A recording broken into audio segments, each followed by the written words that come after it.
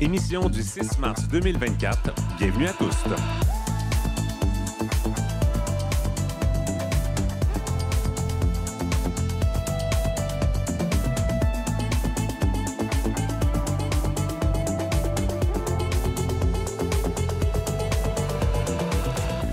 Kim Roy-Grenier au microphone, aujourd'hui à l'émission pour souligner la Journée internationale des droits des femmes. Le 8 mars, nous vous proposons une discussion sur les réalités lesbo-queer et on va le faire en compagnie de la directrice générale du Réseau des lesbiennes du Québec, Tara Chanadi. Bonsoir. Merci pour l'invitation. Oui, on entend le micro. Le micro n'était pas tout à fait ouvert, mais là, on vous entend. Pouvez-vous vous décrire physiquement et nous partager vos pronoms? Je pense que j'ai l'air lesbienne, là. Du côté plus femme, et j'utilise les pronoms elle, la. Et qu'est-ce que ça veut dire pour vous de faire partie des communautés LGBTQ+, ça? C'est fait preuve de fierté, beaucoup de résilience et de créativité aussi. Et en 2024, c'est quoi la place des personnes lesbo-queer dans cet arc-en-ciel LGBTQ+, ça? Je pense que c'est une place grandissante qui s'inscrit dans beaucoup de pans différents, dans beaucoup d'espaces, une hétérogénéité des espaces lesbiens aussi, donc une grande diversité aussi au niveau des identités de genre. On va explorer tout ça dans quelques minutes. Et puis cette semaine, pour la chronique humour, c'est Joëlle Prudhomme que nous accueillons. Bonsoir, Joëlle. Bonsoir. C'est la première fois qu'on te reçoit. Bienvenue. Est-ce que tu peux te décrire physiquement et nous partager tes pronoms? Je suis une petite frisée, un peu énervée. C'est de ça que j'ai l'air physiquement. Et mes pronoms sont elle et la. Et tu vas nous parler de quoi ce soir dans ta chronique? Moi, c'est une chronique sur une loi qui est passée récemment et qui affecte énormément la communauté, bien que ça n'a pas l'air. Elle est passée un peu sous le radar, mais moi, je suis là pour ramener les pendules à l'heure. Bon, un mot sur la loi qui pourrait nous donner un petit teaser? Je vais trop en dire. OK, dans ce cas-là, on garde la surprise. Je suis très bonne pour vendre mes punchs, on a vu, mais... Parfait. Alors, on a ça tout de suite après l'entrevue avec Tara. Et puis, on va aussi revenir ce soir sur ce reportage présenté la semaine dernière à Enquête à Radio-Canada sur l'approche transaffirmative dans les soins de santé. Sa diffusion a provoqué beaucoup de vagues dans les milieux trans, milieux même aussi LGBTQ+, en général, qui ont dénoncé un reportage biaisé, alarmiste. Le médecin Antoine Cloutier-Blais sera avec nous en deuxième moitié d'émission. Et puis, comme tout est dans tout, justement, pour le segment culturel, Parfaite Moussouanga va nous parler d'un film allemand, Juste Nina, qui porte sur le parcours d'une enfant trans de 8 ans. Moi, c'est Kim Roy-Grenier, je suis journaliste homosexuel et non-binaire. J'utilise le pronom « il », sauf quand je suis maquillée où je préfère le pronom « elle ». Et ce soir, sur scène, je me suis habillé à l'image de la météo, tout en gris, un peu noir même. C'était une journée comme ça, que j'ai même agencé les souliers en conséquence, souliers noirs. J'ai troqué les bottes aujourd'hui, c'est terminé. Voilà, donc nous sommes en direct de la taverne Le Normandie dans le village à Montréal. C'est parti pour tous.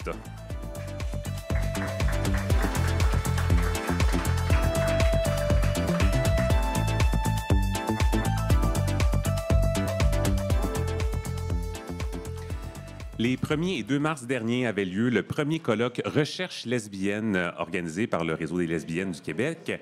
Et signe que le besoin était grand, l'événement était complet en présentiel, les places se sont envolées comme des petits pains chauds, qu'on m'a dit. Et à 2 jours de la Journée internationale des droits des femmes, c'était l'occasion parfaite pour inviter la directrice générale du Réseau des lesbiennes du Québec, Tara Chanadi. Rebonsoir. Bonsoir, merci beaucoup pour l'invitation. Alors, commençons d'abord par ce colloque qui a eu lieu le week-end dernier. Pourquoi c'était important d'organiser un premier événement du genre? Oui, bien, avoir su, on aurait fait plus de place parce qu'en moins de 24 heures, tout était parti. Donc, c'est sûr que ça s'annonce bien. C'est super important parce que souvent, les femmes et les personnes lesbiennes sont en minorité, soit dans les espaces LGBT et à la fois dans les espaces féministes. Donc, notamment dans la recherche académique, on connaissait beaucoup de chercheurs, de doctorants, de personnes qui travaillaient sur les enjeux lesbiens, mais qui se sont toujours sentis super isolés dans leur domaine. Donc, pour nous, c'était vraiment l'occasion d'avoir un lieu vraiment pour discuter entre, par et pour les personnes lesbo-queer. Donc, les panels ont été enregistrés. Oui. Ce sera rendu accessible prochainement. Absolument. Vous avez abordé une foule d'enjeux. Oui. On ne va pas refaire tout le colloque ce soir, mais on va quand même prendre le temps d'en aborder certains. Commençons par la santé. Il y a des graves lacunes quand même en ce moment dans le système de santé pour desservir la population lesbo-queer. Puis c'est particulièrement difficile dans les études qui touchent la santé, les études LGBT. C'est dur d'examiner la variable sexisme avec la variable homophobie, donc de regarder comment le croisement de ces expériences-là s'articulent. Donc, souvent, ça va être des données plus générales sur le stress de minorité, mais on peut voir, par exemple, que les lesbiennes vont vivre des expériences très paternalistes dans le domaine de la santé. Donc, un des thèmes qui est beaucoup ressorti durant le colloque, c'était l'invalidation de la sexualité lesbienne, donc qui n'est pas considérée comme du vrai sexe. Donc, énormément de témoignages à travers différents rapports, à travers différentes enquêtes de femmes et de personnes qui ont vécu des commentaires vraiment agressants. Donc, par exemple, là, j'en dis un parmi tant d'autres qui disait une... Oh, ça sonne. Oui, ça sonne. Ah, c'est parce qu'on explique pourquoi. C'est que ce soir, on fait un petit test, on enregistre des vidéos pour TikTok. Et là, ben, c'est mon téléphone qui semblait sonner en même temps d'enregistrer. Donc, on poursuit. C'est ça. Quelqu'un, par exemple, qui lui disait que son gynécologue lui avait dit « Tu as tellement un beau vagin, c'est vraiment dommage que tu sois lesbienne. » Donc, c'est ça. Puis ça, c'est juste un parmi tant d'autres, énormément de témoignages. Puis ça mène aussi à un refus de soins. Les femmes lesbiennes ont plus de difficultés, puis les personnes qui ont un vagin, à avoir accès à un pap test aussi, parce qu'on considère que tu n'as pas eu de pénétration avec un pénis, mais tu n'as pas besoin de pap test. Donc aussi, il y avait beaucoup ces enjeux-là qui ressortaient de ces panels-là. Beaucoup de formations à faire encore. Oui. Vous avez parlé également de technologie, notamment sur la nécessité de mettre en valeur en ligne la mémoire lesbienne. Qu'est-ce que vous voulez dire par là? Bien, c'est intéressant parce qu'on se posait beaucoup la question, ça veut dire quoi maintenant être lesbienne? C'est quoi, c'est quoi le sentiment identitaire lesbien? Puis il y a tellement de choses qui participent à ça, la mémoire, des figures culturelles, des objets, des lieux, des discours. Puis dans les panels sur les technologies, on abordait beaucoup l'expérience des représentations culturelles, de l'importance de diffuser aussi l'histoire, les archives, qu'est-ce qui s'est passé dans les années 80-90, puis essayer de le connecter à aujourd'hui, tout en articulant des nouveaux enjeux. Il y avait aussi eu, par exemple, quelqu'un qui nous parlait des controverses médiatiques. Donc, par exemple, il y a eu des controverses à peu près en 2020. Donc, on disait que TikTok rendait les femmes et les jeunes filles lesbiennes. Donc, durant la pandémie, il y avait une hausse du lesbianisme associée à TikTok. Donc, c'était intéressant. Beaucoup de gens qui exploraient différents aspects liés à la technologie. On parle souvent des écarts socio-économiques entre les hommes gays et les femmes lesbiennes. Oui. Vous l'avez dit, vous prenez une place grandissante parce qu'il y a eu un déséquilibre qui a persisté dans le temps. Vous l'expliquez comment, cet écart-là? Il y a beaucoup de raisons différentes. C'est sûr que l'écart socio-économique fait en sorte que, par exemple, c'est plus difficile de louer des bars les vendredis, samedis soirs. Le pouvoir d'achat est moins grand pour les femmes, donc c'est plus dur d'avoir des lieux fixes. Souvent aussi, les femmes vont avoir une plus grande charge mentale. Il y en a plus qui sont dans l'approche aidance. Il y a beaucoup d'enjeux qui s'articulent aussi par rapport à ça, qui peuvent nuire à la mise en place de certaines initiatives.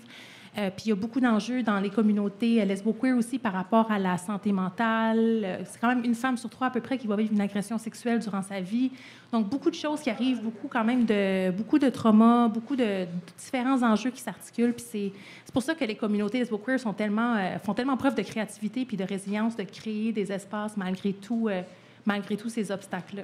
Il y a des raisons aussi historiques liées aux luttes des communautés? Oui, tout à fait, c'est ça. Puis dans les années 80, c'est ça qui est intéressant dans les années 80-90, c'était plus le lesbianisme politique.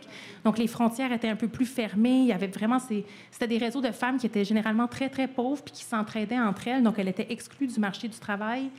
Puis elle n'avait pas le support d'un salaire masculin pour s'aider. Donc elles se sont vraiment beaucoup entraidées. Puis donc, c'est intéressant de mettre en lumière aussi ces luttes-là, puis qu'est-ce qu'elles ont permis de nous apporter aujourd'hui pour nos communautés actuelles. Vous avez, au Réseau des lesbiennes du Québec, publié un rapport récemment qui s'appelle « Enjeux et réalité des identités lesbiennes, bisexuelles et queer au Québec en 2023 ». Vous avez mené un long sondage là, pour faire cette recherche-là.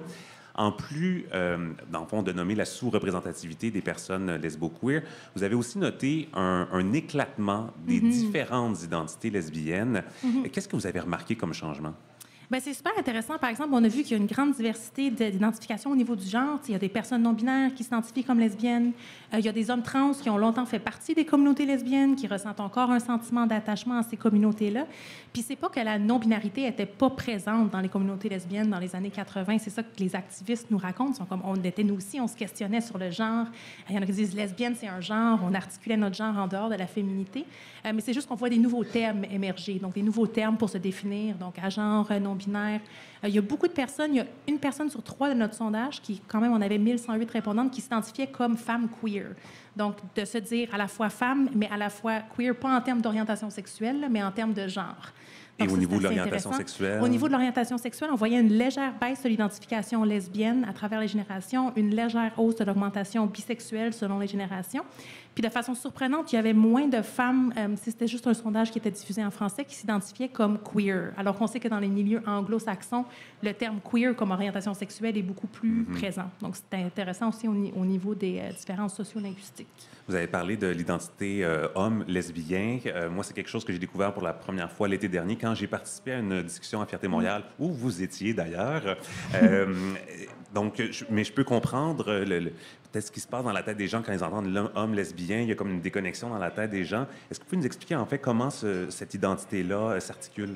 Bien, par exemple, il y a des personnes qui s'identifiaient comme lesbiennes ou comme femmes lesbiennes puis qui ont fait une transition de genre plus tard, donc qui fréquentaient les espaces lesbiens, puis qui nous disaient tous mes chums de filles sont encore là, c'est encore ma place, c'est encore là où je veux me rejoindre avec ma gang de chums, mais maintenant, je sens que j'ai transitionné. Maintenant, je m'identifie comme homme.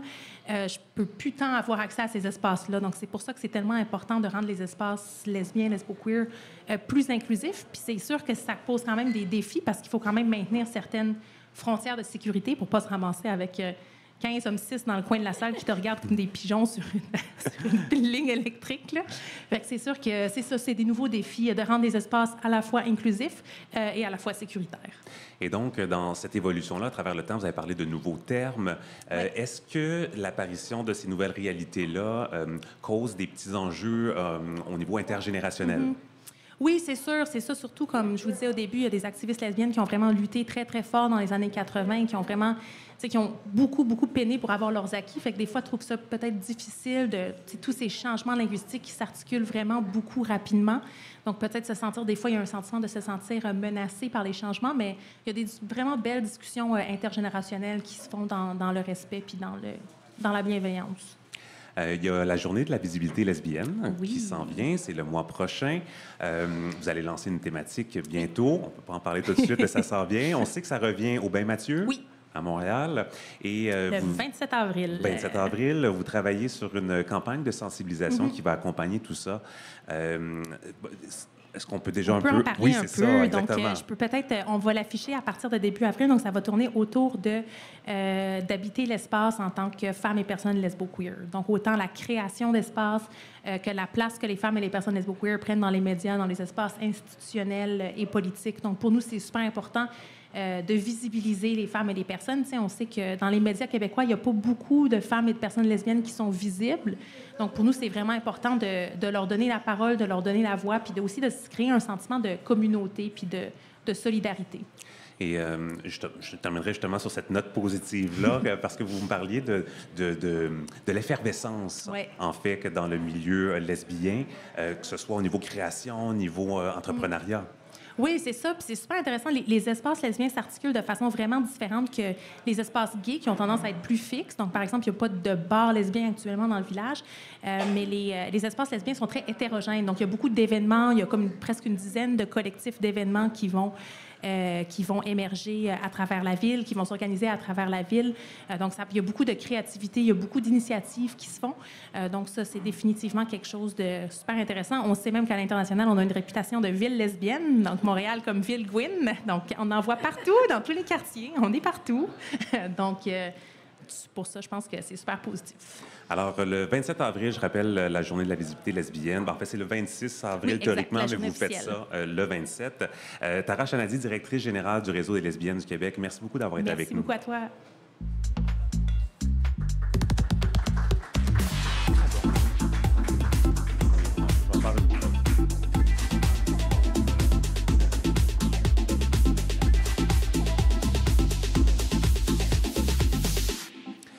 Alors, les personnes qui nous regardent en direct à la maison, je vais faire une petite pause de l'émission parce que j'aimerais sonder la salle. Est-ce que en ce moment, il y a des gens qui sont perturbés au niveau de l'écoute, de la compréhension par des bruits? Oui. Dominique, est-ce que ce serait possible de faire un petit quelque chose pour ça? Oui, c'est ça, j'ai vu. Mais là, dans l'entrevue, je trouvais que ce n'était pas le bon moment, mais on va le prendre là. Merci. Bien désolé que... Juste attendre que... On peut mettre de la musique, c'est bon, ça. Merci, Pascal. Bonne suggestion. Ah, il n'y a plus de musique dans la console, ça se peut-tu?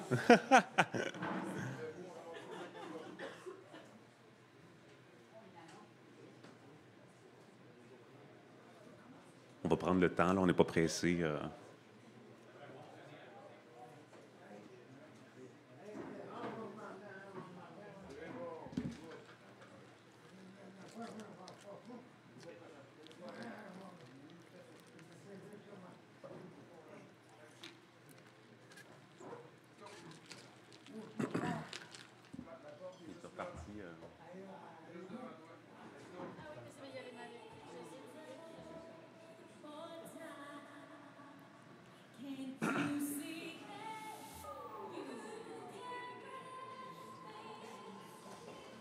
Parfait. Merci. On a eu un bon petit 15 secondes de musique quand même. Hein? C'est une bonne transition pour ça. Voilà. Donc, je reprends mon planning. Alors, pour les nouvelles, je commence avec le marqueur X. La semaine a commencé avec toute une surprise pour les communautés LGBTQ+ au Québec. Le gouvernement caquiste a finalement fait volte-face sur la question du marqueur de sexe X sur les cartes d'identité. Un revirement quand même assez inattendu, quoique bienvenu, on va se le dire, célébré même, parce que la province était la seule au Canada à ne pas offrir le marqueur X sur une carte d'identité, près de 2 ans après avoir pourtant adopté une loi en ce sens. La question avait d'ailleurs été confiée au comité de sages formé en décembre dernier pour la direction générale de Transestrie, Jen Sainte-Marie. Le maintien du statu quo était insoutenable pour certaines personnes. On ne se le cachera pas, là, c'est pour nous une grande victoire, puis c'est quelque chose qu'on attend depuis longtemps. Il y a eu des démarches aussi qui ont été faites par certaines personnes où il y avait une remise en question, même de dire, là, est-ce que je poursuis dans cette vie-là sans avoir droit à mon identité non-binaire ou si j'arrête tout? Donc, c'était des moments très dramatiques. Alors, d'avoir tout d'un coup une victoire en disant le X sera disponible sur le permis de conduire et sur la RAMQ, il y a beaucoup de réjouissance. Ceci étant dit, Jen Sainte-Marie et d'autres représentants d'organisations LGBTQ+, soulèvent quelques bémols, notamment sur le maintien du marqueur de sexe assigné à la naissance dans le code alphanumérique de certaines cartes, comme celle de la RAMQ. Mais surtout, Jen Sainte-Marie déplore que le gouvernement n'a pas joué son rôle de protecteur des droits.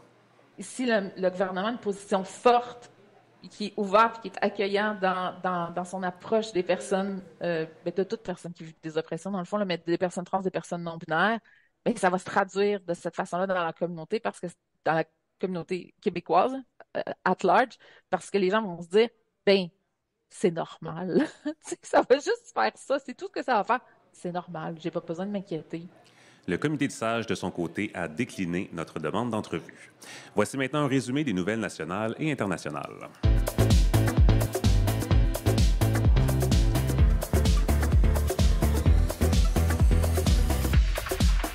En Alberta, des élèves LGBTQ+, de West Loch, dans le centre de la province, se mobilisent contre une nouvelle politique qui interdit l'affichage du drapeau arc-en-ciel dans la municipalité.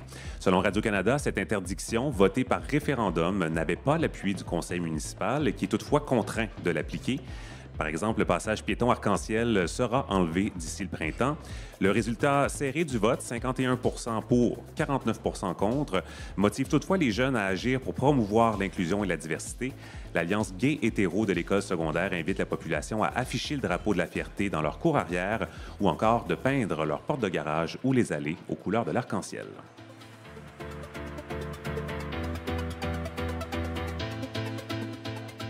En Ontario, la police de London enquête sur des graffitis anti-LGBTQ+, repérés sur des trottoirs près de 2 bibliothèques municipales. Un responsable des 2 bibliothèques a indiqué à CBC croire avoir été la cible des vandales parce qu'elles ont organisé des séances de lecture avec des dragues l'an dernier. Une porte-parole a également condamné les gestes et a indiqué que le personnel souhaite organiser une manifestation en soutien aux communautés LGBTQ+.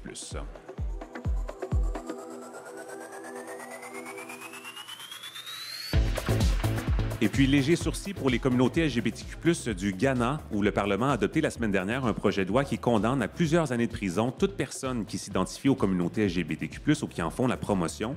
La BBC rapporte que le président ne signera pas la loi tant que la Cour suprême ne se prononcera pas sur sa validité. Une décision n'est toutefois pas attendue avant les prochaines élections qui auront lieu en décembre. Le ministre des Finances du Ghana a expliqué que le pays pourrait perdre des milliards de dollars en financement international si la loi entrait en vigueur.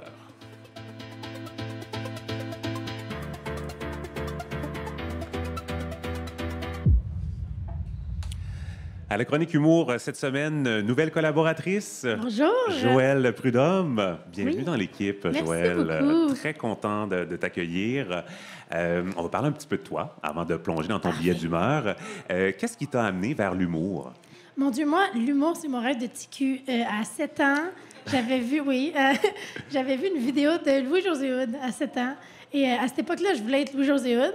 En vieillissant, j'ai compris que c'était un défi plus complexe que je pensais. Mais c'est mon rêve depuis que je suis toute petite de faire de l'humour. J'ai fait du théâtre au secondaire dans le but de faire de l'humour un jour. Ensuite de ça, de l'impro. Fait que ça a toujours été un petit objectif. L'école de l'humour ensuite, qui était un objectif plus précis que le théâtre quand même, mais voilà. Étape par étape. Étape par étape. Comment tu décrirais ton style d'humour? Mon style d'humour, c'est... je pense que je suis quelqu'un sur scène qui fait de l'humour de par ma personne engagée, comme on pourrait dire, mais j'aime bien m'identifier comme étant socialo-politico-bobli. C'est-à-dire que je pense que, bien que mes valeurs paraissent, je suis vraiment accessible, je suis bobli. Le but, c'est de faire rire tout le temps. Et je vais pas rentrer dans des couteaux qui font mal. Puis si je le fais, mais ça va être plein de paillettes. Un couteau plein de paillettes. Le couteau plein de paillettes, c'est le fameux couteau. Et qu'est-ce qui te fait le plus triper en humour?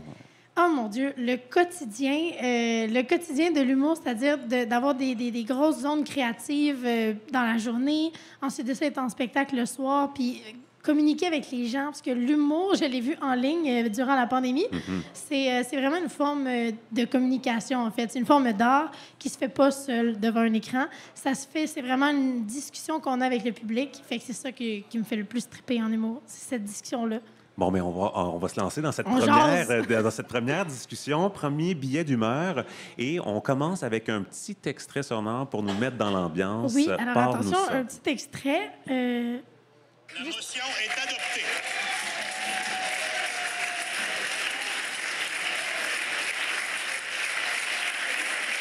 Alors attention, c'est très long.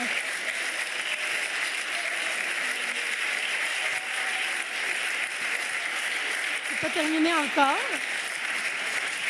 Je vais arrêter. Ça dure comme ça, environ 1 minute. C'est terrifiant. Mais que nous vaut un tel applaudissement? Est-ce que ce serait des applaudissements dus au fait que les personnes trans et non-binaires vont enfin avoir le luxe de cocher X sur leurs documents de la RAMQ et de la SAQ? Eh bien non, pas d'applaudissements à l'Assemblée pour ça. Dommage.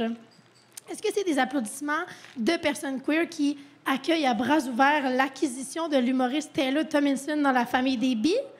Non, ça, c'était juste moi qui applaudissais tout seul chez nous. Mais non, Kim, il s'agissait, attention, d'applaudissements à la Chambre d'Assemblée le 22 février dernier lors de l'adoption du projet de loi 31, la loi sur les logements. Donc, comme on peut le voir dans la vidéo, là, c'est soir de fête à l'Assemblée. Victoire, youpi! Les élus de la CAQ applaudissent à l'unisson, chest bombé, grand sourire. On peut presque voir François danser à travers les caquistes, le rempli de fierté. Attention, quand je dis fierté, je parle pas de la nôtre. Non. Je parle de la fierté des gens riches qui ont trouvé une nouvelle façon de l'être encore plus. Bravo à LE, 1 point de plus au jeu du capitalisme. Prenez une carte chance, ou plutôt une carte « La chance n'a rien à voir là-dedans, j'ai travaillé fort ». Passez go et réclamez 200 $ par mois de plus à vos locataires. Là, je sais, les fins renards auront remarqué un soupçon de cynisme dans mon discours. Évidemment, je suis biaisée, étant moi-même locataire. Et donc, non, ma chronique ne sera pas objective, parce que je le sais qu'il y en a des gentils et des gentils proprios, OK? I hear you, I see you, not all proprios, I get it. Mais là, bouchez-vous les oreilles, les gentils, parce que ma haine s'adresse aux vilains. Puis en même temps, c'est ma chronique d'humeur, puis mon humeur est en beau Christ. Qu'est-ce que ça change, la loi 31, qui est en gros? Parce que saisir chacun des détails d'une loi, il aurait fallu que j'aille un double post-doc en droit, sincèrement. Pour vrai, c'est aussi dur de comprendre une loi que de comprendre une phrase de Mathieu Bock-Côté. Fait que j'ai préféré faire comme le comité des sages et me prononcer sur un sujet que je ne maîtrise pas du tout. Donc, en gros, là, ce qui fait le plus jaser de la loi, c'est la fameuse section sur les cessions de bail. Donc, avant, pour qu'un propriétaire puisse refuser une cession de bail, il fallait un motif sérieux. Puis à cette heure, les proprios, ils peuvent refuser sans aucune raison. C'est-tu pas le fun? Comme un parent qui a perdu patience. Pourquoi tu peux pas? Parce que c'est ça qui est ça, c'est de même, puis c'est tout. Tu feras ce que tu veux quand tu auras ta propre maison. In this economy, ça n'arrivera pas tout de suite, je pense. Bon, en gros, ça permet aux proprios de faire une hausse de loyer. Au Québec, les loyers ont augmenté de, tenez-vous bien, 25 % en 2 ans. Donc, vous comprendrez que de perdre le dernier petit filet de sécurité que les locataires avaient, bien, ça fait jaser. Là, je vous entends, vous vous dites, mais Jojo, en quoi la crise du logement, ça a un rapport dans un balado queer? Bonne question, charmante personne, tout droit sortie de mon imaginaire pour nourrir ma chronique. Eh bien, en empêchant les sessions de bail, moi, j'y vois une attaque directe aux lesbiennes. Oui, oui, parce que comme vous le savez sûrement très bien, une vie de couple lesbienne, ça se calcule en années de chien. Hein? 1 mois équivaut à 7 mois. C'est pourquoi les lesbiennes déménagent plus rapidement ensemble et donc cèdent leur bail. Les lesbiennes Ewell ont permis à plusieurs familles de trouver un loyer à prix abordable. Mais ces héroïnes de l'ombre, aux ongles courts, ne pourront plus opérer. C'est pourquoi je considère le projet de loi 31 comme étant lesbophobe. Évidemment, j'ai parlé de famille et j'entends bien sûr son ex avec sa nouvelle blonde et leurs 3 chats. J'ai même une preuve, attention. J'ai été sur le groupe Facebook Swap Appartement Montréal, soit une mine d'or pour les sessions de bail, et j'ai fouillé les profils des 14 800 membres. C'était un gros lundi. J'ai isolé les profils de celles qui repartageaient trop de contenu de Runny Rap ou celles qui grimpent au Block Shop. J'en suis venue à la conclusion que 80 % de ce groupe sont des lesbiennes. Ce chiffre que j'ai inventé de toutes pièces prouve que cette loi est homophobe, Kim. Et là, toujours dans ma recherche, j'ai contacté la maison mère de Ewell, en Arizona.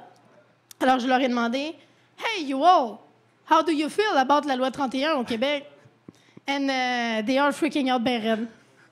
Ewell capote. Même si la ministre France-Hélène Duranceau s'attend à ce que la loi 31 aide autant les propriétaires que les locataires, ben moi, j'y vois un réel danger à ce que la crise du logement ne s'aggrave. Mais là, je ne vais pas finir ma chronique de façon défaitiste. Hein. Je suis une femme de solution. Ma solution pour sauver les lesbiennes Ewell serait la suivante.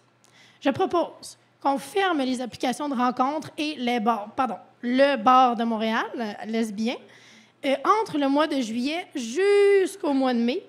On va permettre ainsi aux lesbiennes de se rencontrer uniquement à partir du mois de mai pour qu'elles veuillent emménager ensemble pile le 1er juillet. Problème réglé.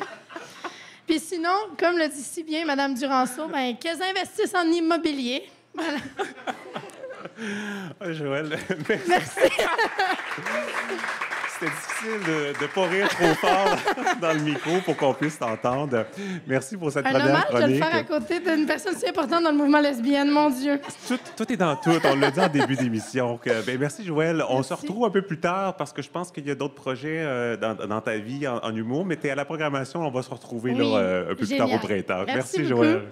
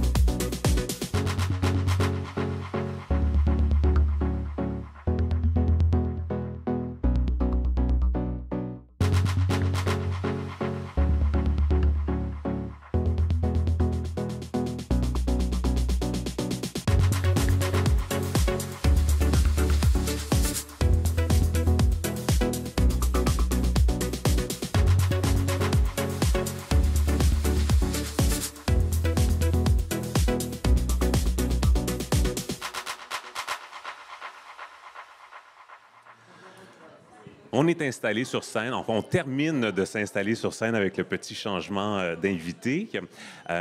Donc, je vais ouvrir aussi mes feuilles, ça va aller mieux pour faire mes entrevues.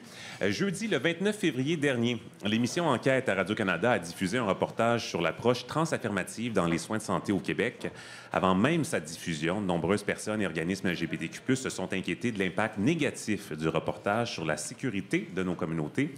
Et après sa diffusion, ben, ce sentiment s'est confirmé pour plusieurs. Le lendemain, 1er mars, une trentaine de professionnels de la santé ont signé une lettre ouverte dans la presse pour lancer un appel au calme. Nous recevons un de ses co-signataires, le médecin Antoine Cloutier-Blais. Bonsoir. Bonsoir, merci beaucoup de me recevoir. Ça fait plaisir. On l'entend bien dans la salle? Oui, on me dit oui, excellent. On n'avait pas eu le temps de faire de petits tests, on vérifie. Est-ce que vous pouvez vous décrire physiquement et nous partager vos pronoms? Oui, donc j'y vais avec les pronoms il et lui et j'ai l'air très ordinaire avec mes jeans et mon T-shirt. Style classique passe-partout. Qu'est-ce que ça veut dire pour vous faire partie des communautés LGBTQ+? Moi, ça veut dire de faire une médecine engagée. Ça veut dire de travailler pour ma communauté. Je m'identifie ouvertement comme un homme gay, puis ça a toujours été important d'exercer pour le milieu, en fait. Alors, vous avez vu ce reportage. Qu'est-ce que vous en avez pensé? Beaucoup de choses. je vais être honnête, j'étais de ceux qui savaient que ça s'en venait et donc la lettre, l'appel au calme, on est quand même plusieurs personnes à travailler dessus. Le nombre de signataires va en augmentant, en fait, parce qu'il y a de plus en plus de gens qui s'y rallient, parce qu'on ne voulait pas non plus devancer le reportage et publier avant le reportage pour comme, attirer l'attention sur le reportage. Donc, maintenant que c'est sorti, il y a plein de gens qui continuent, en fait, à y souscrire, des professionnels de tous les ordres, en fait. Donc, allons-y sur le reportage en tant que tel. Si jamais il y a des gens qui ne l'ont pas écouté, là, je vais essayer de résumer au fil de l'entrevue certaines des choses qu'on y entend. Qu'est-ce que vous avez pensé du fait que Radio-Canada diffuse un reportage comme celui-là? Bien, malheureusement, c'est pas difficile de voir qu'il y a des aspects très tendancieux au reportage. Je pense que la démarche était de partir d'un souci qui est, à mon sens, valide, qui est celui des parents d'être entendus dans le processus de la transition. Et à partir de ce point-là, il y a comme une démarche un peu à l'envers pour prouver un point qui, en bout de ligne, aide personne. On aurait pu s'attendre de cette rhétorique-là d'un groupe qui serait plus situé à droite. C'est Radio-Canada qui, en théorie, est supposé représenter la collectivité et donc avoir une neutralité, là.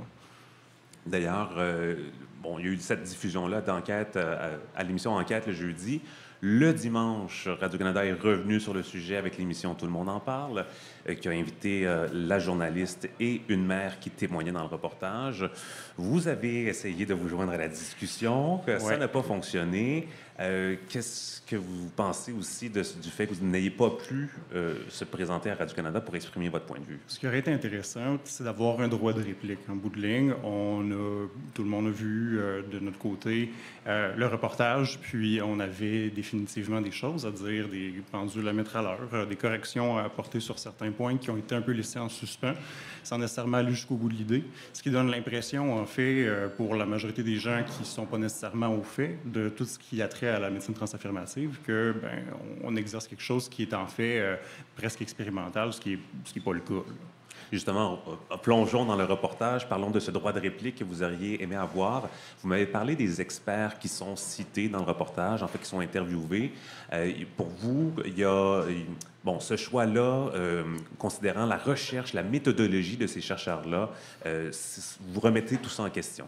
Bien, c'est qu'on a des gens qui ont été appelés à répondre, en fait, pour ce reportage-là, qui font en grande partie de la même organisation, qui se veut engagée dans une optique de mettre de l'avant la psychothérapie comme approche chez les adolescents, d'abord et avant tout, et éventuellement, suite à la majorité, on amorce un traitement médical. Donc, on est vraiment sur notre ancien modèle qui était basé sur le de référence évaluation, qui est en fait considéré aujourd'hui comme du gatekeeping par la grande majorité des associations qui se prononcent en fait en matière d'affirmation de genre. Puis d'avoir donc des experts qui sont de l'autre côté de cette question-là, sans nécessairement avoir donné le droit à d'autres personnes, des gens plus proches de chez nous. Au Québec, on a quand même des gens qui sont très en mesure de se prononcer sur la question, qui auraient très bien pu poser des commentaires sur la question sans nécessairement être obligé d'aller en Suède. Aux États-Unis aussi. La seule chercheur qui a été impliquée dans la discussion réellement, c'est Annie Paulin, qui a fait une excellente job, mais encore une fois, je pense que son propos a été laissé un peu à court. Une autre des choses qu'on peut entendre dans le reportage, c'est... le reportage cite une étude comme quoi l'approche transaffirmative... En fait, je viens de me rendre compte, l'approche transaffirmative, pour les personnes qui n'ont pas vu le reportage, comment vous la définissez? L'approche transaffirmative vise à mettre de l'avant l'identité perçue de la personne. Donc, c'est vraiment, on considère que c'est l'individu est la meilleure personne pour pouvoir connaître son identité de genre et la mettre de l'avant. Puis, l'objectif, c'est plus de se prouver soi-même à un ou une professionnelle de la santé, puis on va plutôt partir de l'idée que tu as une connaissance de toi et on va t'aider à t'affirmer dans ce processus-là. Donc, on passe d'une approche qui est restrictive à une approche qui est affirmative en bout de ligne. Et donc, l'approche transaffirmative, il y a des études qui disent que ça réduit le risque de suicide chez les jeunes trans. Mais là, le reportage a aussi cité des études qui affirment que finalement, cette approche-là n'a aucun impact sur les risques de suicide chez les jeunes trans. Là aussi, pour vous, il y avait un problème en comparant ces études-là. On peut faire dire beaucoup de choses aux chiffres. Puis, entre autres, si on pense à l'étude qui était citée, c'est une population qui vient des pays scandinaves, qui avait des éléments quand même très, très discordants par rapport à nos propres populations. On pense, entre autres, à une clientèle qui était particulièrement suivie dans des services de psychiatrie qui avaient énormément d'autres conditions de santé mentale diagnostiquées. La majorité des patients et des patientes dont j'assure le suivi ne sont pas prises en charge en psychiatrie, en centre hospitalier, en centre tertiaire, absolument pas. Fait que c'est déjà le premier point de différence que je vois par rapport à la cohorte suédoise. D'autant plus, en fait, il indiquait qu'il y avait des taux relativement bas d'utilisation de substances, relativement bas d'ITS, relativement bas de transmission de VIH-Sida. Tout ça discorde beaucoup avec ce qu'on a comme données, en fait, au point de vue nord-américain, au point de vue canadien, québécois. La validité externe de ces études-là, qu'est-ce qu'on essaie de faire dire? Est-ce que ça s'applique vraiment à nous? Il faut remettre tout ça dans son contexte en bout de ligne. Un autre aspect du reportage qui vous a déplu, c'est le traitement accordé aux bloqueurs d'hormones. Mm-hmm. On n'en a pas parlé beaucoup dans le reportage, on a plus parlé d'hormonothérapie, on y reviendra. Mais selon vous, il y a des faussetés qui ont été rapportées sur l'utilisation des bloqueurs d'hormones quant à leurs effets à long terme. Mm-hmm. En fait, dans le reportage, on est laissé un peu sous-entendre que les bloqueurs, ça demeurait encore quelque chose d'expérimental et de dangereux avec des conséquences irréversibles. Encore une fois, la majorité de nos sociétés d'experts qui se prononcent en matière de soins d'affirmation de genre disent que les bloqueurs sont une intervention réversible. Il y aurait des impacts théoriques qui sont encore débattus dans certaines études, sur les os, sur la maturation du cerveau, sur la fertilité. Mais dans les faits, les choses sont relativement assez de puissance faible de ce côté-là. Donc, on considère que c'est, de un, sécuritaire, dans un deuxième temps, réversible dans le cas où on voudrait les cesser. On verrait un rattrapage pubertaire. Et en ce qui a trait à la continuation du traitement, c'est il faut le dire, la majorité des ados qui vont commencer, des bloqueurs vont en fait continuer vers un traitement d'hormonothérapie. Et là, l'aspect sur la fertilité devient particulièrement important parce que les jeunes qui vont entamer un traitement de bloqueur vont éventuellement induire une infertilité et l'hormonothérapie va prolonger en fait ce processus-là. Et sous traitement hormonal, il y a une certaine permanence qui est possible.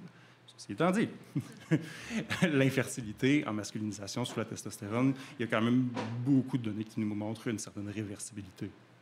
On nous dit qu'on va projeter un petit peu plus fort dans le micro pour bien entendre et un petit peu moins vite aussi qu'on me dit. Non, la vitesse, ça nous va. Parfait. La projection dans le micro. Merci à nos interprètes en langue des signes.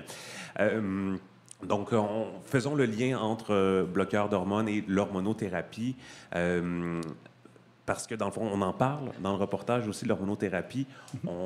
Ils ont utilisé, en fait, ils ont demandé à une adolescente, une comédienne, de se faire passer pour une jeune trans pour aller chercher une prescription de testostérone qu'elle a finalement obtenue dans une consultation qui aurait duré une vingtaine de minutes. Dans le reportage, c'est vraiment présenté comme un aspect problématique de l'approche transaffirmative, cet accès facile-là. Mais encore une fois, pour vous, ça ne correspond pas du tout à ce que vous observez sur le terrain, puis vous voyez même des enjeux éthiques à ce procédé journalistique-là. Absolument. Donc, dans un premier temps, ça ne correspond pas à la réalité puisque l'accès n'est pas facile. On est une poignée de médecins qui sont en fait disposés à prescrire de l'hormonothérapie pour des adolescents. La majorité des cas sont adressés par les hôpitaux en centre tertiaire. Il y a quelques médecins qui sont en clinique qui vont de leur côté offrir ce genre de service-là, mais la majorité des médecins de famille ne se mouilleront pas. Donc, déjà, trouver un médecin qui va faire une prescription, de un, il faut le chercher. De deux, une fois qu'on l'a trouvé, il faut attendre parce que les listes d'attente sont très variables, mais on s'en sort bien si ça a pris 6 mois avant d'avoir le rendez-vous. Tout ça, c'est un temps de réflexion, mais c'est aussi un temps où, à la puberté, les changements vont vite. Et c'est du temps perdu où il y a des choses qu'éventuellement, il faudra rattraper. Donc, quand on rentre dans un premier rendez-vous avec un ado en détresse, avec des changements pubertaires en cours, bien, en fait, c'est un peu une urgence de commencer au minimum des bloqueurs. Après ça, l'idée dans cette rencontre-là, c'est d'évaluer le niveau de maturité du jeune, à quel point est-ce que le désir de procéder à la transition est bien consolidé, est-ce qu'on est plus en exploration, c'est quoi les enjeux, c'est quoi les barrières qui pourraient nous amener à être un peu plus prudent dans notre approche versus plus agressif. Si la personne devant nous est prête, bien, à un moment donné, au fil de la discussion, on peut très bien déterminer, bien, j'ai le sentiment que ce jeune-là, il est rendu là. Et c'est correct et c'est pas obligé d'être un parcours du combattant qui va durer des rendez-vous, des rendez-vous, des rendez-vous. Au fil du temps, on rencontre les jeunes et on finit par avoir une conversation, une vision beaucoup plus profonde, beaucoup plus complète de toute la problématique, puis éventuellement introduire d'autres interventions qui vont être pertinentes à la carte en fonction de ce qu'on établit. Donc ça, c'est un peu comme ça que ça se passe en temps normal, là, l'idée d'utiliser un acteur... Bien, il faut quand muni d'une caméra. Muni d'une caméra cachée. Là, tous les collègues à qui j'ai parlé de cette situation-là, tout le monde est un peu épouvanté, en fait, parce que c'est un peu la hantise de se faire filmer à son insu, puis après ça, que ce soit utilisé contre nous. Honnêtement, déjà là, si on voulait intéresser des nouveaux médecins à s'intéresser à cette pratique-là, ça a un effet franchement dissuasif. Puis je pense que sur la ligne, tout le monde perd ici. Là. On n'a pas besoin de moins de monde qui vont vouloir faire de l'hormonothérapie puis des soins d'affirmation de genre. Fait que premier point. Deuxième point, c'est que, ben, en bout de ligne, on parle quand même d'une personne mineure qui a été utilisée pour obtenir une substance contrôlée.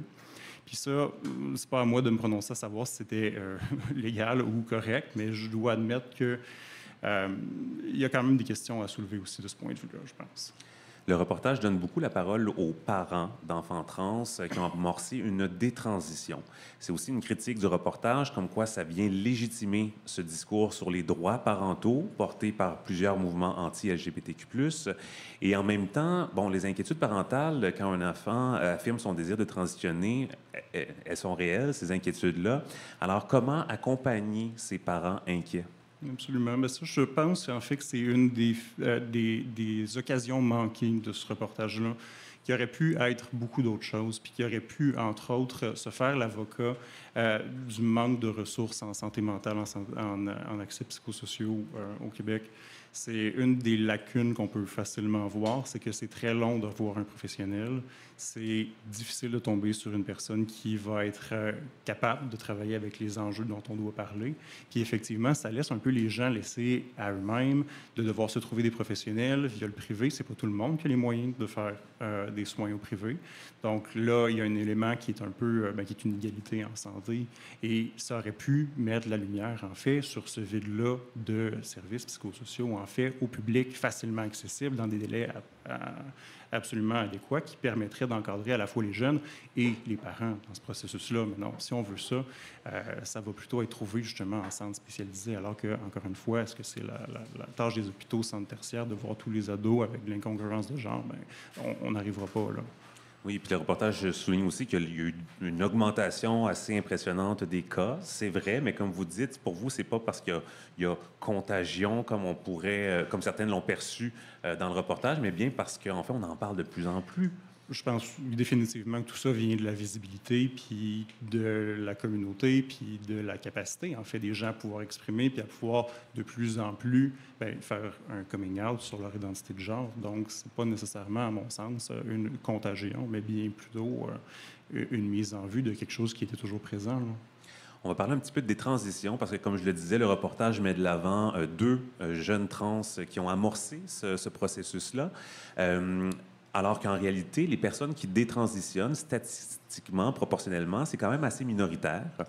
Mais surtout, il y a plusieurs raisons qui peuvent expliquer une détransition et ce n'est pas nécessairement en raison du regret. Absolument. La détransition est un événement qui est quand même relativement rare et qui est mal défini, en fait. On va définitivement avoir besoin de plus de données au fil du temps, au fur et à mesure que les cohortes vont avancer en âge. On va apprendre à connaître ces gens-là, puis de quoi ils ont l'air. Et est-ce que c'est des gens qui regrettent ou est-ce que c'est des gens qui ont différents parcours de vie, qui les ont amenés à éventuellement faire une transition, apprendre sur eux-mêmes et éventuellement peut-être décider que certaines formes de transition ne vous conviennent plus. L'identité de genre, on le dit en théorie du genre, en bout de ligne, c'est quelque chose de fluide et non pas de cristallisé. Alors, ce qui convient à un moment dans la vie peut ne plus convenir. Et les gens que j'accompagne qui ont des parcours de détransition n'ont pas nécessairement n'ont pas nécessairement un discours de regret à proprement parler. Ce qui est souvent rapporté, c'est une appréciation de l'expérience vécue, de la connaissance de soi. Après ça, il y a certains changements permanents qu'il faut garder en tête et qu'il faut adresser plus spécifiquement. Mais je ne pense pas qu'il faut faire rimer des transitions et regrets, en fait. Et puis pour vous aussi, c'est important de se questionner sur les facteurs extérieurs qui viennent alimenter ce phénomène de détransition. Absolument. Je pense qu'il y a probablement des facteurs externes qui amènent les gens peut-être parfois à vouloir reculer dans leur expression de genre aussi. Peut-être que la visibilisation engendre de la transphobie, qui peut après ça amener une personne à peut-être vouloir se désister, pas tant au niveau de l'identité, mais que de l'expression. Et ça pourrait très facilement être amalgamable à des détransitionneurs. Pour se protéger des réactions négatives. En bout de ligne, il y a ça.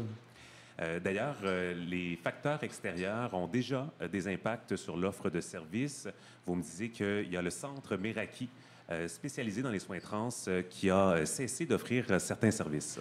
Aux dernières nouvelles, j'avais été informé que pour le moment, il y aurait un arrêt de service au point de vue de la médecine adolescente. Donc, encore une fois, l'adulte qui va pouvoir être vu, mais à l'adolescence, c'est un des points de service principaux non hospitaliers. Donc, c'est très dommage. Puis je pense que ça vient de la peur, justement, d'être ciblé par des gens qui ont des opinions un peu plus conservatrices ou peut-être d'être la cible de démarches plus au point de vue des ordres professionnels, par exemple. En ce moment, il y a comme la loupe sur nous à savoir quel genre de médecine on fait. Puis plus on va nous dépeindre dans les médias comme des gens qui exercent quelque chose d'irresponsable, puis plus en bout de ligne, on a des chances que les autres professionnels s'en mêlent de manière probablement très dommageable en bout de ligne. Antoine Cloutier-Blais, co-signataire d'une lettre par plusieurs professionnels de la santé qui lançait un appel au calme dans tout ce dossier. Merci beaucoup d'avoir été avec nous ce soir. Ça me fait plaisir.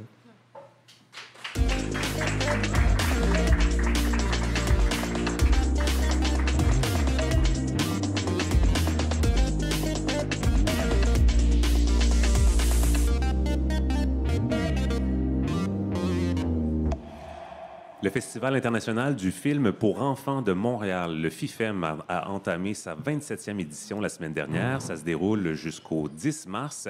Il y a une sélection de films jeunesse et d'ici et d'ailleurs. C'est présenté au cinéma Beaubien. On en parle avec Parfaite Mouswanga. Bonsoir, Parfaite. Bonsoir. Alors, il reste quand même quelques jours à la relâche. Ça peut faire une belle idée de sortie de se rendre au FIFEM. Ben oui, le FIFEM, donc, c'est un festival de cinéma international et intergénérationnel. Et évidemment, c'est festif.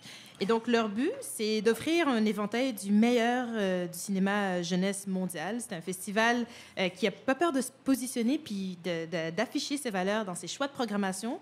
Puis c'est ça, ils prônent un futur harmonieux, culturellement diversifié. Puis ils se servent du cinéma comme outil pour stimuler la curiosité des jeunes et promouvoir la pensée critique. Et le dialogue éclairé. Et donc, vous l'avez dit, un festival engagé, il y a plusieurs volets dans cette programmation.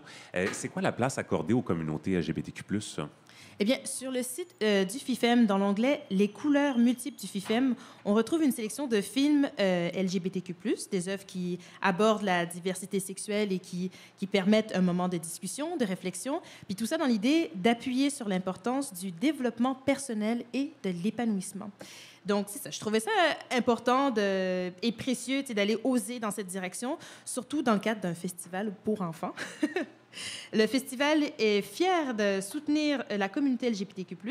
Il maintient que c'est important de protéger le droit de la communauté au moyen de l'éducation et de l'influence des médias présentant des personnages LGBTQ+, qui évoluent dans un contexte qui ne véhicule pas de stéréotypes ou de préjudices, qui prône l'exclusion, la discrimination et le déni de la dignité humaine. Donc, tu nous le disais plus tôt, il y a une vaste sélection de films étrangers. Il y a un pays qui est à l'honneur chaque année. Cette année, c'est l'Allemagne. Oui, donc cette année, ils ont décidé de présenter un focus Allemagne, comme ils le nomment. Leur but, c'est de faire découvrir le cinéma jeunesse allemand. L'an dernier, au festival Schlingel, alors j'espère que je le prononce correctement. Ça me semble faire du sens. Le festival, donc Schlingel, en Allemagne, avait justement rendu hommage au cinéma jeunesse québécois. Donc, on peut voir à l'occasion, c'est peut-être un retour de balancier, un échange d'éloges. Et puis, la programmation compte aussi plusieurs longs-métrages et une sélection de courts-métrages pour les mini-cinéphiles. Et donc, parfait, tu as vu un film qui t'a vraiment donné envie de nous en parler. Encore une fois, tout est dans tout, comme je le disais en début d'émission. Alors, franchement... Oui.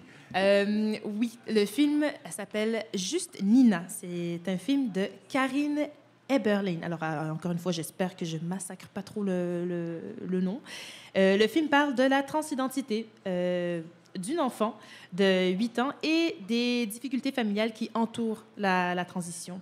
Donc, dans une famille de 2 enfants, on suit le petit Niklas qui, un matin, décide d'avouer à ses parents qu'en fait, elle s'appelle Nina et qu'elle souhaite être une fille. Donc, elle enfile une robe qu'elle a empruntée à une amie de classe qui était déjà au courant de sa réelle identité. Et elle veut se montrer à l'école et à tout le monde, en fait, avec cette vraie identité. Les parents pensent d'abord qu'il s'agit d'une blague, ils ont du mal à comprendre le pourquoi du comment et donc cherchent désespérément une solution. Et puis, il faut dire aussi que le contexte familial est peu évident parce que le couple est doucement en train de se séparer et a du mal à communiquer.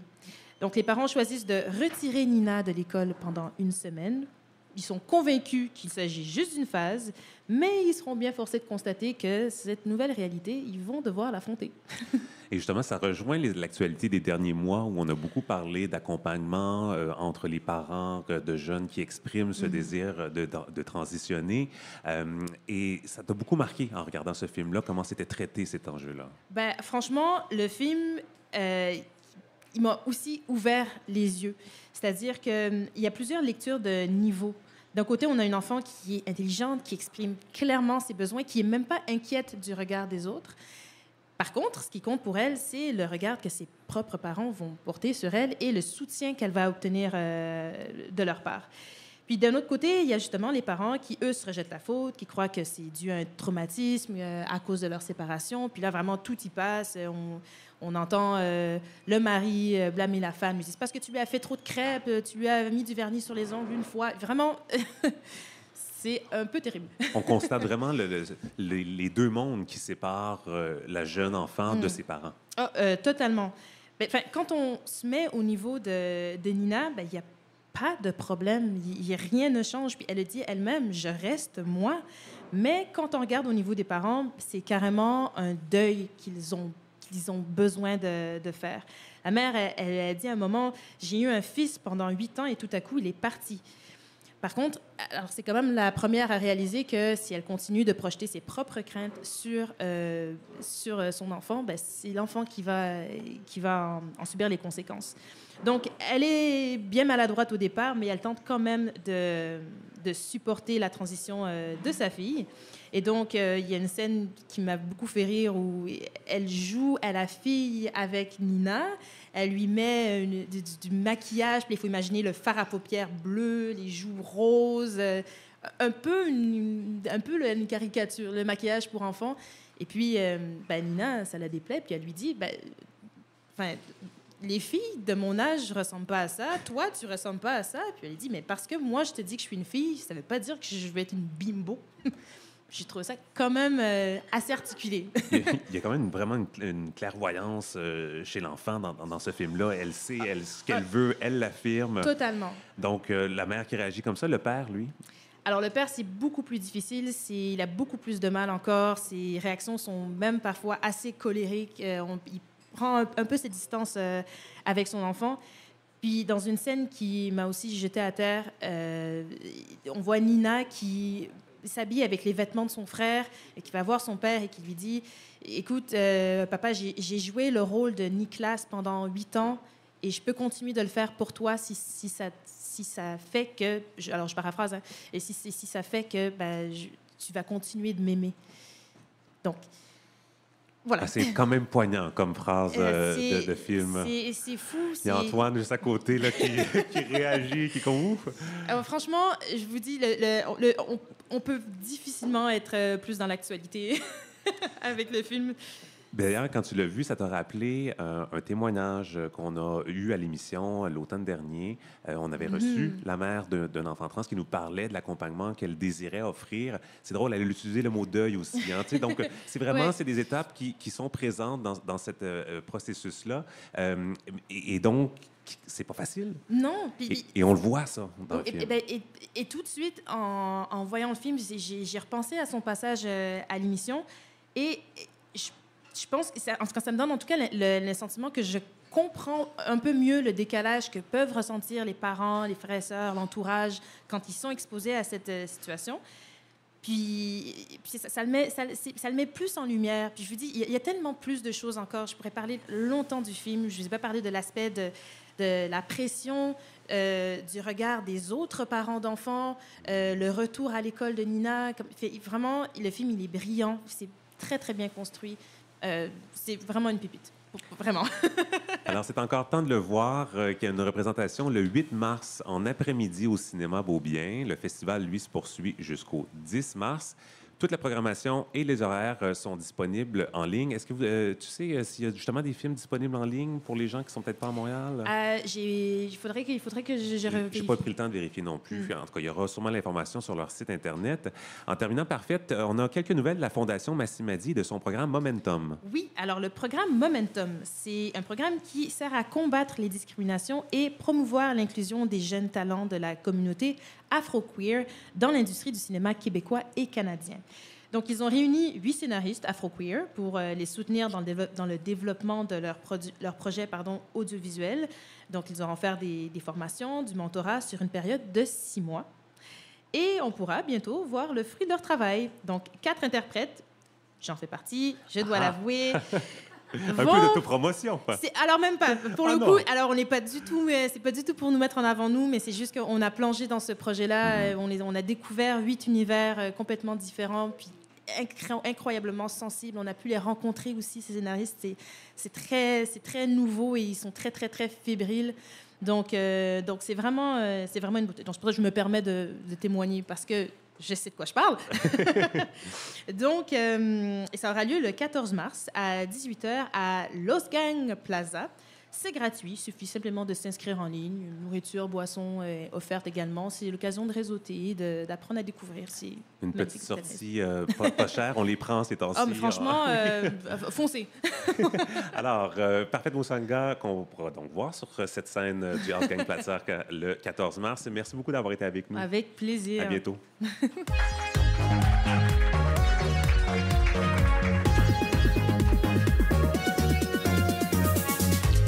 C'est déjà le mot de la fin. Nos invités cette semaine, Tara Chanadi du Réseau des lesbiennes du Québec. Je vous souhaite une bonne journée internationale des droits des femmes le 8 mars. Merci d'avoir été avec nous. L'humoriste de la semaine, Joëlle Prudhomme, très content d'avoir dans l'équipe. Je ne sais pas où elle est dans la salle, elle est là. J'ai beaucoup, beaucoup ri. Merci aussi au médecin Antoine Cloutier-Blais qui réagissait au reportage d'enquête sur les soins transaffirmatifs. Et merci également à Parfaite Moussanga pour son compte-rendu du film Juste Nina, et on va la voir sur scène le 14 mars. À la technique ce soir... c'est pas... J'avais pas compris ça. OK, elle a participé pour vos projets. OK, technique. Elle met sa main sur le front. J'ai tout défait, mes remerciements.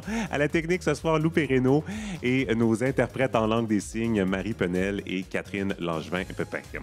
Je vous invite, si vous nous écoutez à distance, à venir nous voir si vous êtes dans la grande région de Montréal. Nous sommes ici au Normandie tous les mercredis. Ça commence à 19h. Avant, on jase, puis après, on chante.